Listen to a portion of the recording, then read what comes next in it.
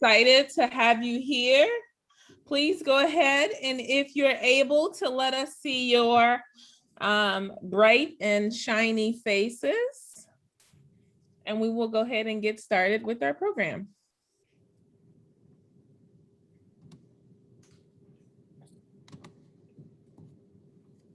And we still have some people coming in. Okay.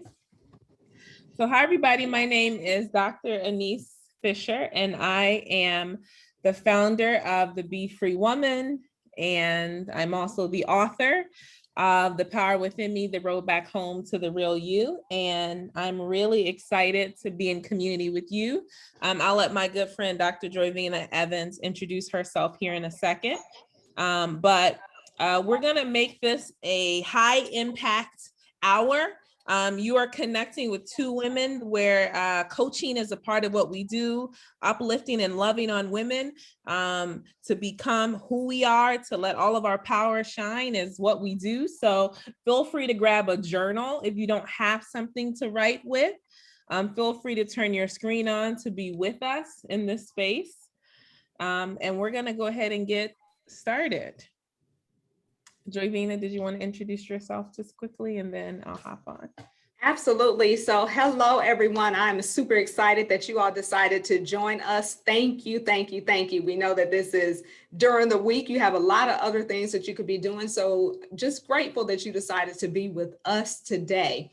So again, I am Dr. Joyvina Evans, or Dr. Joy. I am the creator of Confidence Academy, and I am the author of 3 books: Secrets of a Confident Woman, From Chaos to Confidence, and Secrets of a Confident Team. Love it. I love it. I love it. So let's go ahead and get started. We want to see where everyone is at today. So we're going to ask you to share with us verbally your name and where you are at this current moment. One word to describe where you are at this current moment. I'll get started. My name is Dr. Annice Fisher. I'm based in Chicago, Chi-Town, the city of wind, as Common likes to say. And I'm feeling excited. My word is excited. I am Dr. Joy. I am in Maryland, moved during the pandemic from Michigan to Maryland, was obedient. I'm super excited. My word is, I really want to say excited, Annice, but you took it. So I will say enthusiastic. And by chance, if you are unable to verbally actually speak, if you can type in the chat, that would be great too, just in case you're dry, just in case you're in a space where you can't actually speak verbally. So feel free to chime in, everyone. Awesome. My name is Rose Francois, and I'm so excited to be here. I'm located in Florida, just moved from LA. So the pandemic also brought me back home near my family, which is great. And one word to describe where I am right now is, I think, focused. And I have more to that, but I'll concise for Annice. Hi, I'm Brittany. I'm based in Maryland. I guess my word would be intrigued. Love it. Thank you. Hi, I'm Christina. I'm based in Chicago, South Side. And my word is open. And I have a sibling in Maryland, so my brother's there. Oh, wow. Awesome. I'll jump in after Christina. My name is Yumiko. I'm based out of Dallas, and my word was open as well. So awesome. Love it. And LaRosha in the chat box said that her word is manifesting. And Kati said her word is creating. She's in South Central LA. Hi, Kati. Awesome. Good to see you again. Okay. Thank you all. Anyone else want to share? Just your name, where you're located at, and word to describe where you are. So we've heard excited, enthusiastic, manifesting, creating. I may have missed a couple. Hi, I'm Frida. I'm from Detroit, Michigan. Hi, I'm Frida. Oh, Hi. that's Auntie. Hi, I'm Frida. I adopted her as an auntie. Yes, yes. Her and Uncle I love Willie. my my word, well, I guess excited. Thank you. Okay. Okay. Thank you. Okay, so we're gonna hop right in. So today we've prepared for you an interactive session. Joyvina and I were gonna pull out some key concepts from our book that we think is important for us to live confidently and to live from a place of full power, to live from a place where we are unapologetically owning our identity, our brilliance, and our expertise, and we're empowering other women around us to do the same thing. Joyvina and I came to know one another through my advisor at Harvard. Joyvina was doing a continuing education program there, and she introduced the two of us via email, and I met her 2 years ago this August. I think it was like a week before my birthday, and we met at a Mediterranean place in Chicago, and quickly became like sister friends, in which we were sharing some deep things in our lives and where we were trying to go at that period of time. I was thinking about writing a book at the time. Joyvina had already written several books, and she was really an inspiration and a support for me in that process when I kept hitting a roadblock. And I was like, the book I want to write isn't the one that's coming up for me. And she said, well, my second book was actually supposed to be my first book, but when I let go and let God, I wrote that book first. And that, months later turned out to be my story. So she's really been a source of inspiration. And we've just been sister friends on this journey, supporting one another, checking in, encouraging one another so that we can, live out our dreams. And so we said, hey, it's Women's History Month. We both have books. How do we bring together our love of supporting women and have it as an offering for other women to begin to think about how they want to move in 2021 and beyond. So with that, I'll turn it over to Joyvina, and she will begin her section. Absolutely. So thank you again. I do want to add in terms of the meeting. It was interesting because Dr. Annice had actually just moved back to Chicago. And I was already scheduled to be in Chicago at the time. I was actually doing a sabbatical. I was taking a much needed break and much needed rest from ministry, from serving, from, just a lot of things. And so it was interesting how we met, how everything lined up. And again, how Dr. Deborah Jewel Sherman is the one who, introduced us. And that is like a mentor. I feel like to this day, she's phenomenal. But I do want to say in terms of this, so when we get into Secrets of a Confident Woman, there are multiple secrets that I actually share in the book, but two items that I did want to share specifically today is number one, as it pertains to our words, when we're talking to ensure that we are speaking life. I remembered having a conversation about this before, and it reminded me of when I was little. And I don't know if you remember this, if you can raise your hand or use one of the actual reactions to say that you remember this. Sticks and stones may break my bones, but words will never hurt me. If you remember that, if you heard that, if you could raise your hand, if you could use the reaction, that would be great. And I remember thinking that I was really saying something when I was little.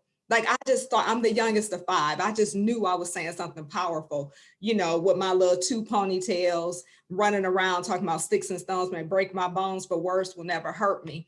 But when I got older, I realized just how powerful words are, that words hurt more than physical pain. So if we were little, and if you grew up in a family, and I'm not taking sides whether you should or whether you shouldn't, but if you grew up in a family where whoopings or spankings were actually a part of your household, you may be able to attest that, okay, you may end up getting a whooping, but then after about 5-10 minutes, the pain is gone. But some of us are still living with the pain of words, years, decades, potentially even centuries later. Words have power. And so when we talk to ensure that we're speaking life, but here's the thing, we have to ensure that we're speaking life to ourselves. There's so much self-doubt. A lot of times we talk ourselves out of promotions, or we talk ourselves out of wonderful things that could actually happen in our life because of the negative self-talk. It was Run DMC, and if I may be aging myself, but that's okay. If you remember Run DMC, give me a hand wave, use the reaction. Run DMC had a song saying you talk too much. It was you talk too much and you never shut up. I say you talk too much and you never, ever, ever shut up. And so this is what I want to say. We have to ensure that when we're talking too much to ourselves negatively, that we learn when to shut our mouths. You see, when we grew up, a lot of times our parents would say, if you don't have anything nice to say, don't say anything at all. That includes to yourself. Why are you saying that you're too big? Why are you saying that you're dumb? Why are you saying that, you know what, I'll never get married? All of those negative words, it impacts you, and it can impact you for years, decades later. And so we have to ensure that we are speaking life to ourselves. So here's the thing, even if it's a situation where you went through something when you were younger, or you say, you know what, I feel like I'm never going to come out of this storm, switch it. Just like we just heard with Diana Ross, I'm coming out of this storm. Not I'm never coming out, I'm never going to get out of this, but I am coming out of this. Not I can't do that, but I can do it. And guess what? You can do it. You may just need, maybe you need some additional training. Maybe you need some additional coaching. Maybe you need an additional degree, whatever it may be. Just recognize that. And then two, I want to talk about, and it's really interesting that I want to talk about this because I become extremely fascinated with it, with an eagle. But I will tell you this, what's interesting about the eagle and this particular situation with the eagle is that it's interesting when I see the eagle, when I hear the eagle. And that's why, Dr. Fisher, I asked you about the website that you used before, because I've been seeing eagles. Well, the interesting thing about eagles with my research is the vision of an eagle. The eagle can see up to, let's just say, a rabbit, a rodent, an animal as small as a rabbit, and eagles can see it up to 3 miles away. 3 miles. The eagle is one of the only birds that loves the storm. Why does the eagle love the storm? Because the actual winds and the pressure from the storm lifts it higher, and then it doesn't have to exert a lot of energy. It doesn't have to flap its wings a lot. It can literally just spread its wings and just soar. So why are those things important? All of us are going to go through situations in life. All of us may experience a traumatic experience. All of us may go through a tumultuous season. When that happens, we have to learn how to think like the eagle. Number one, understand that the storm, regardless what we go through, regardless what that process is like, the storm is going to, if we allow it, is going to elevate us higher. It's going to make us go higher. And we have to ensure that we're embracing that we are allowing ourselves to go higher and understand that this is a part of the process. This is going to make me better. We may not understand why we're going through what we go through, but if we allow it, we can allow the pain to become our purpose. And that's what I did with Confidence Academy. I went through a tumultuous season. And instead of allowing it to bury me, instead of allowing it to depress me, I used all of that pain and I turned it into a business. I used that pain and I turned it into 3 books. I used that pain and I turned it into a mentoring program for teen girls. So we have the power, which is interesting, as we know, Dr. Fisher is going to talk about this. We have the power to turn our pain into purpose. We have the power to use our misery and allow it to become ministry and how we help other people. But not only that, when I talked about the vision, is making sure that we're keeping our eyes on our purpose, on our destiny. So even when things happen, even when there's roadblocks, even when things come to derail us, keeping the purpose, the destiny, whatever, keeping that in the forefront, having the vision to say, you know what, it won't always be like this. Having the vision to say, you know what, I can see ahead. I know that this is going to make me better. And we have to ensure that we remember that. And then lastly, I was going to share too, and I'm going to share one more thing about the eagle. Come on, let's go. Tie this into Dr. Fisher and I and how we met. The last thing about the eagle is that the eagle don't fly with just any old bird. You can tell me that you have seen an eagle with a pigeon. You definitely haven't seen it with a goose or a duck. And I know you didn't see it with a crow. The eagles are very specific in terms of their circle. And so in the journey of becoming a confident woman, you have to know when it's time to let go. You have to know when it's time to let go of, even if it is a friendship, a relationship that you've been in for a long time, even if it is actually a friend from elementary school, know when the season has ended. Many of us have heard the quote, season, reason, lifetime. And guess what? It may have just been for the season, or it may have been a reason. They served their purpose. The reason was to get you to another level. The reason was to open a door for you to get into the actual company. Whatever it may be, know when to let people go, especially when we're dealing with toxic situations, especially when we're dealing with people and things that don't mean us any good. And so when you're on the journey to becoming a confident woman, being confident with being with other eagles. So I want to tell you something in terms of Dr. Fisher and I. When I was on the phone with Dr. Deborah Jewel Sherman, I was on the phone with her and we were talking about coaching, and I wanted to get her thoughts on coaching. And I asked her, I said, would you be inclined to deal with me if I did not have a specific coaching certificate, but I have some leadership training through Harvard, through Cornell, would you? And so we had this conversation. And so whatever the case, she ended up introducing me to Annice. And she said, someone that I know, I think that you all would be perfect. And initially, this is a transparent moment. Initially, when she said that it was someone like a mentee at the actual, at Harvard, I'm like, oh, an Ivy League person. I'm like, oh, how is she about to be? I got my PhD from a predominantly online school. Like, how is she about to be? So that was my preconceived notion. But boy, oh boy, was I wrong. Because when we met at that Mediterranean restaurant eating up pita bread and that rice, I had no idea that I was going to experience what I experienced. And so I could not allow intimidation or my perception of what a Dr. Fisher would have been like stop me from meeting her or feel like it was dimming me, feel like it was dimming my light. Because at the end of the day, each one of us, we're better together. And so when Dr. Fisher's light shines, mine shines. Why? Why does it shine? Because her light does not dim mine. And it's when I see my sister win, when I see my girl win, when I see my homie win, that's a win for me. And so those are just a couple of the things that I wanted to share is when you're speaking, make sure that you're speaking life, watch for the negative self-talk that we do to ourselves, and learn the lesson of the eagle. Vision, who's around you, your circle, and then also the storm. Learn to appreciate the storms of life. So thank you so much. I'm going to turn it over to Dr. Fisher.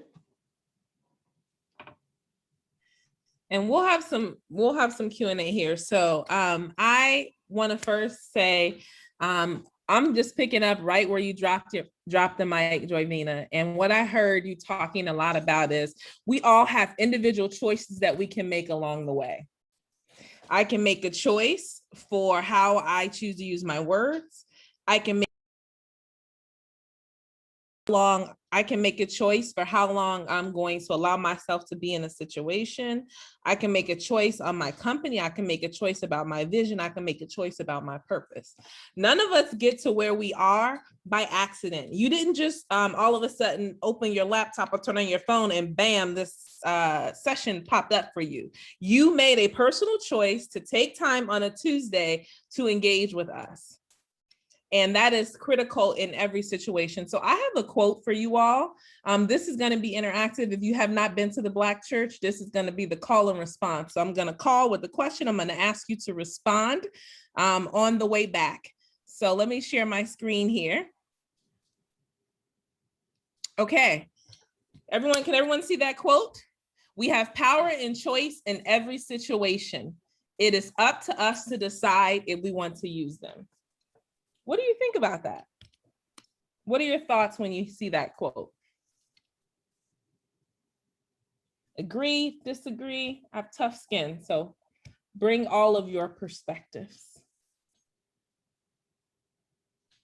And again, feel free to type in the chat. Yes, please, Joyvina, if you can help me with the Reactions. chat, if anybody's in the chat too. I agree. Anyone would like to bring their voice into the space as we see the chats? We have power and choice in every situation. It's up to us to decide if we want to use them. What are your thoughts on that? I agree too. I think the power sticks out because sometimes we forget we have power. For me, I'll use I. For me, sometimes in situations I forget I have power. Whenever someone is yelling at me, or I have power whenever someone's asking me to work late, to say no, actually, let's meet in the morning, or just respond in a, calm way. And so it's a good reminder. Mm-hmm. So April says, thank you, Rose. Oh, somebody else unmuting themselves? Go ahead. Brittany? I was gonna say, to piggyback off what she's saying about, forgetting, I can speak for myself. It's remembering in those moments that you have a voice and that you matter. Because a lot of times you go through situations, or situations are thrown at you last minute, and you're like, what? And it's for me, it's just reminding myself, you can't say no. It's okay to say no. How many people can relate to Brittany? Just use the thumbs up reaction feature, or if you want to put it in the chat box, say, I hear you, sis.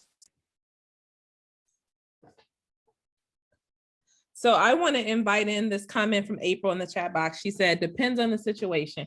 We might not always have power, but we always have choice. So April, what do you mean by that? Hi, everybody. I didn't plan on talking, but well, you put it in the chat box, this call and response. I'll let you know, April. I did. What I mean by that is, I think that in certain situations where you may not, quote unquote, have the power, or in my view, power in the situation could mean authority. Like, for example, if you are at work, just to say at work, in a work environment, and your boss makes the rules, for example, and it's really nothing you can particularly do about the rule or what have you. There's sometimes where we don't have the power to change that situation right then and there, or power to speak to that specific situation. But you do have the choice on whether you agree with it or to stay in it or not. So that's what I mean by that. Thank you, April, for coming off and engaging us in the conversation and bringing the nuance. And it's right where I'm going next. When I say we have power and choice, I'm talking about your individual power, means how you choose to use your mindsets, emotions, and behavior. That's your internal power. That is, I can choose how I want to show up, or I like to say how I want to deploy myself. I can choose that. I have control over my mindset, my emotions, and my behaviors. Now, people will say, well, Dr. Annice, I can't control what thoughts come into my head. True, but you can choose how long you let a thought sit with you. And that's what Joyvina was talking about early on. How long are you letting a negative thought sit in your mind? And do you let that thought begin to impact your emotions and begin to impact your behaviors? So when I say we have power and choice, then I'm saying you always have the ability to determine how you want to show up in a matter. But there is something which April talked about, which is called external power. That is positional authority, right? The power of someone that's given to them based on their role, i.e. your supervisor. When you elect somebody, you vote and give them power to speak or act on your behalf. That's external power. But in terms of how we want to show up in a situation, how we want, whether I want to be silent, whether I want to speak up, that is mine for the choosing. That is mine for how I want to engage. So I don't believe, neither does Joyvina, that anybody is walking around powerless. In order to implement the keys that she talked about, you have to be able to see that you have choice in that particular moment to decide what it is you're going to do. So we abolish the concept that people are powerless. And as women of color, we are often rendered or seen as powerless, or people try to put us in these boxes and containers. And the reality is, when you start walking in the fullness of who you are, when you start walking in those confident keys, when you start using your power and choice in every situation, that's going to make some people uncomfortable, sheerly by the nature of you showing up in your fullness. So thumbs up if you've had that happen, when you've shown up unapologetically owning your identity, unapologetically owning your brilliance or your expertise, that people got a little nervous. Use the thumbs up if that's true. I see Hamida shaking her head. Even if that's the case, I want to encourage you not to shrink or hide, not to diminish yourself, not to diminish yourself. You know, most people are walking around not free, not using their power. So when you show up in the fullness of yours, that makes them uncomfortable. But what I'm going to share with you next is based on this idea that you have power and choice in every situation. The next thing I always talk to people about is that we get to choose in any given moment. We can go down two different pathways. We can choose the pathway of love and trust or fear and doubt. When we choose to trust ourselves in the moment, so for example, April in that situation at her job, she may not have made the rule, but she can choose in that moment to say, you know what, John, I understand we have this rule, but I think it's unfair to people. Is there a reason why we have this rule? She can use her authority, her power as an employee of that company to ask a question. But you have to first trust yourself, which is the greatest act of love.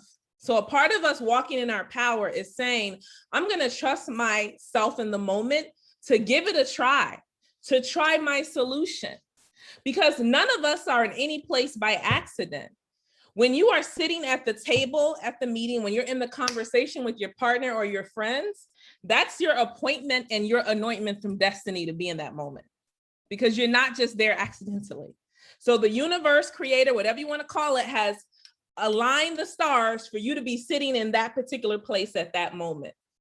So what I encourage people to do is to trust yourself, trust that I have what I need inside of me at this moment to show up. And sometimes that trust means you might call a coach. You might realize you need professional development later, but you trust yourself to at least try whatever solution it is you have. But to trust yourself is the greatest act of love. Or we can choose on that moment to use our power to doubt ourselves. And oftentimes when we use our power to doubt ourselves, what usually happens? Fear starts setting in, false evidence appears real, all the shoulda, coulda, wouldas of what would have happened.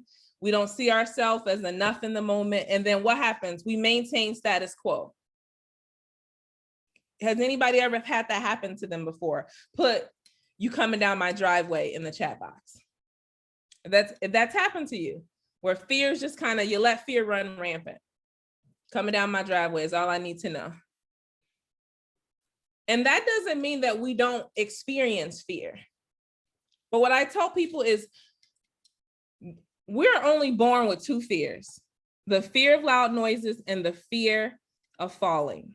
And those fears keep babies alive. Every other fear we've learned, which means that we can unlearn it, which means that when fear comes, we interrogate it.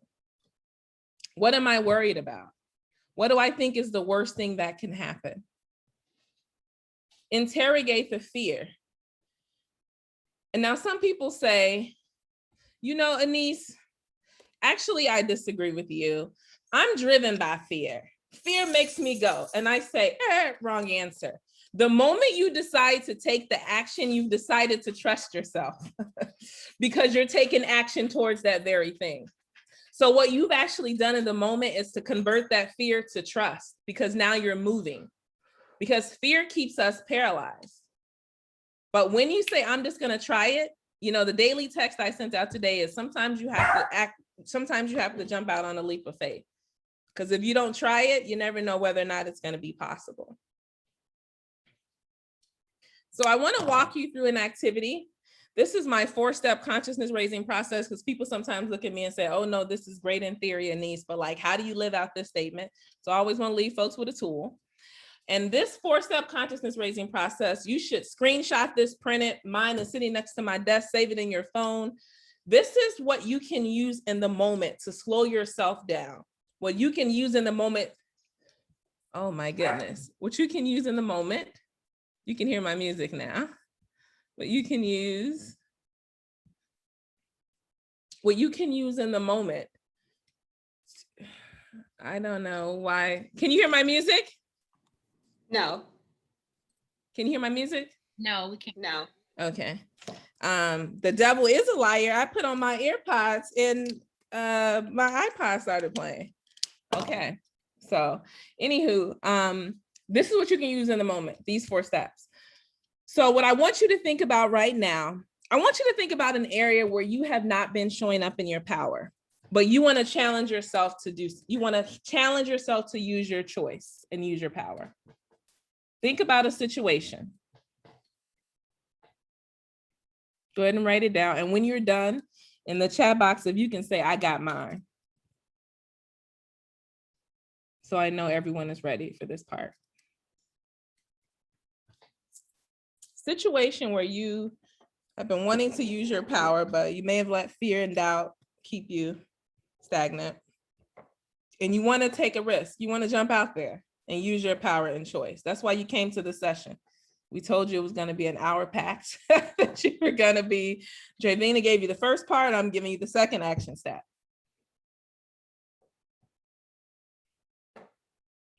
Okay, it's rolling in. We're educators by trade, so we know you have to have good wait time.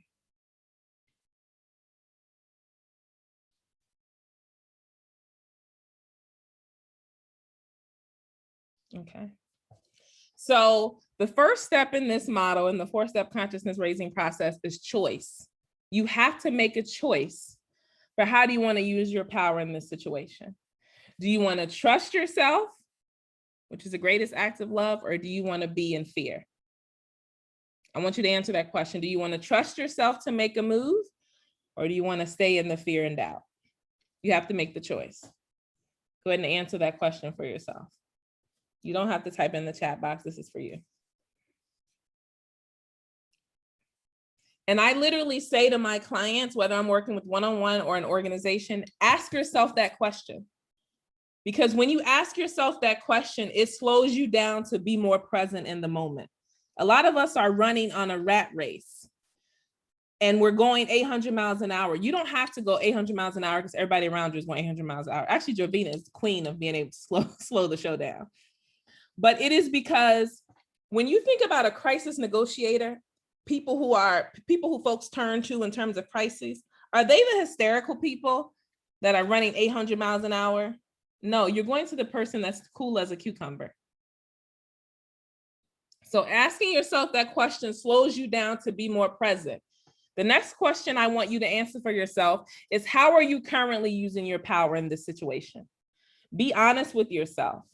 And I tell people, think of this as learning versus judging yourself.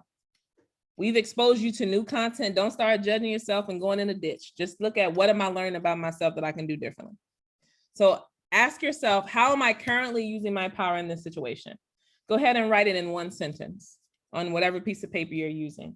How are you currently using your power in that situation? And when you're done, just type done in the chat box, or you can use the thumbs up feature so I know you're finished.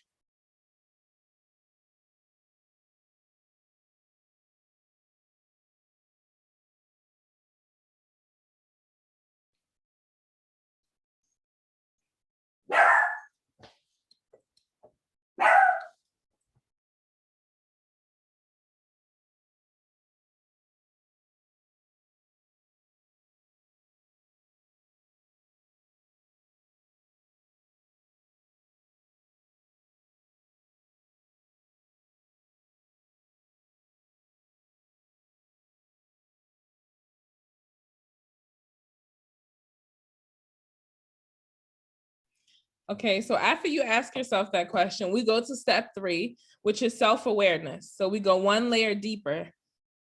And I want you to ask yourself, what's going on inside of you? So think about it as it relates to this situation. What's going on in your mindset? What type of emotions are you feeling? How are you behaving? So I want you to think about in relation to this situation. What's going on in your mindset? Is it, I can't do this. No one in my family has ever made this move. Whatever the mindset is. Then I want you to think about what feelings do you have? And give me a real feeling. Don't just give me a sentence. Nervous. Whatever the feeling is. And then I want you to describe how you're behaving. And then the second part to this question is what's going on around you? So as you think about this situation, I want you to think about the other people that are involved. What's going on around you as it relates to this situation? And when you're done, just put I'm done in the chat box.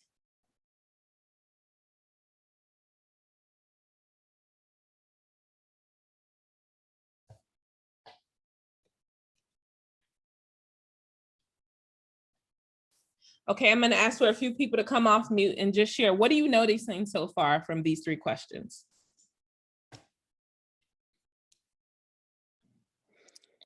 You're taking accountability for yourself, whether it's what you think, what you see, what you feel, how you feel. Are you in the moment? It's accountability and awareness of yourself.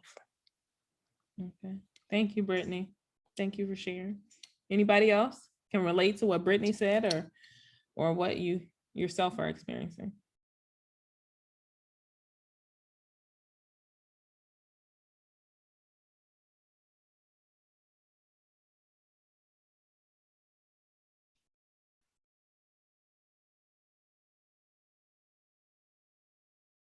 Mhm. For me, it's a way to not stay in shame. I'm noticed the observations of each. Because before this, knowing this tool, if I would think about the behavior and not what I felt, I would stay in shame of how I showed up. Mhm. Thank you, Rose.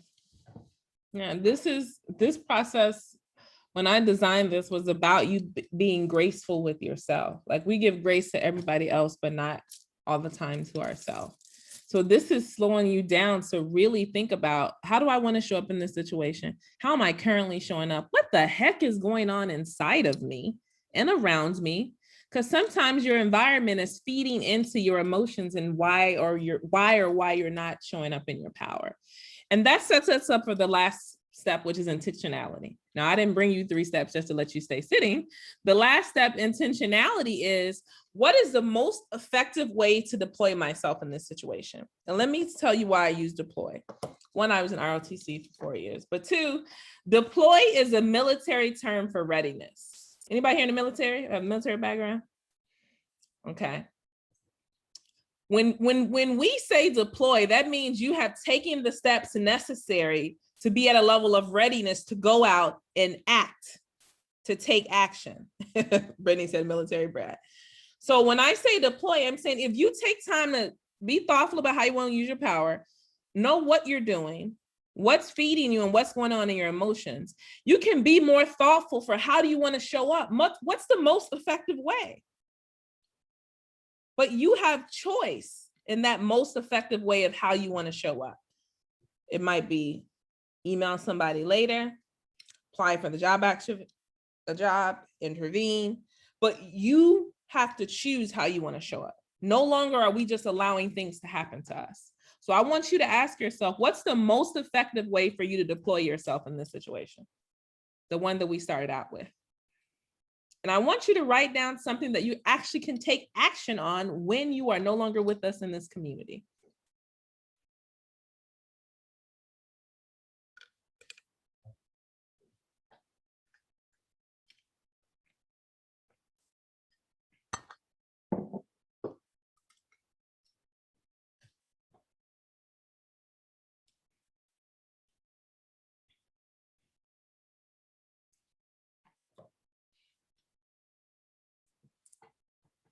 And when you're done, if you can type in the chat box, I'm a bit more conscious.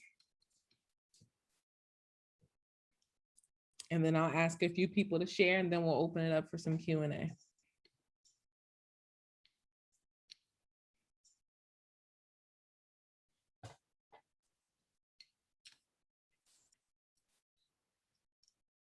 Thank you. Thank you. Thank you all. Okay, so let's get a few courageous souls that we have not heard from today I'm just curious to hear, what do you think about these 4 steps, and if there's something you can use to move forward? Kind of share where you are after doing these 4 steps. Just unmute yourself and come into the space.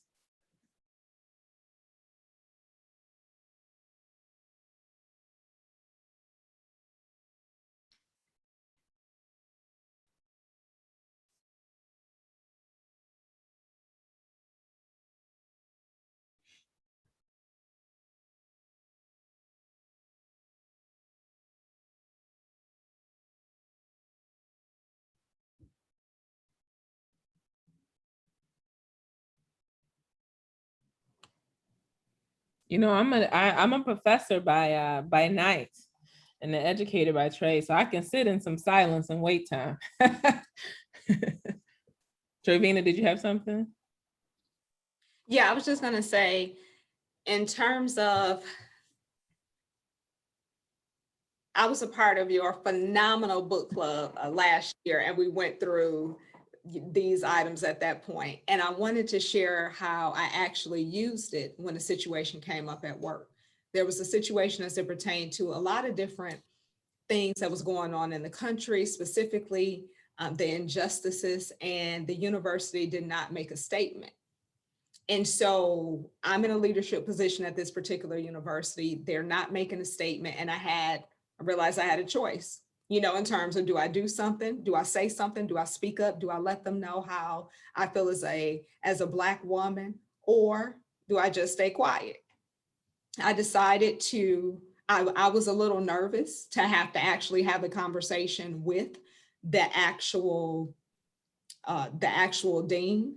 So I'm like, do I want to? But I went ahead and I had the conversation with him. There was an opportunity for me to actually make a statement in front of all of leadership, including the president of the college, provost, you know, some of everyone. And I was aware enough to say, you know what, that's not the right setting. So I actually had a one-on-one conversation with the dean. I let him know, this is the situation.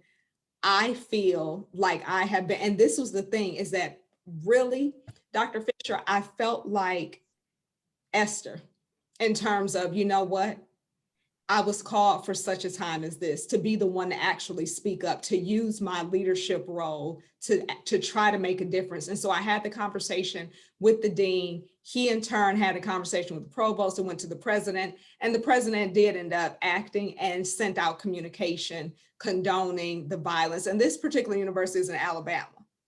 So it was, you know, it was a lot going on there. But whatever the case, I had the choice.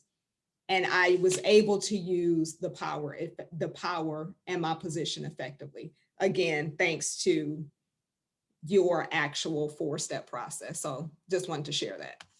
Thank you. Anyone else? Any thoughts on what you just experienced with these 4 steps and your next moves?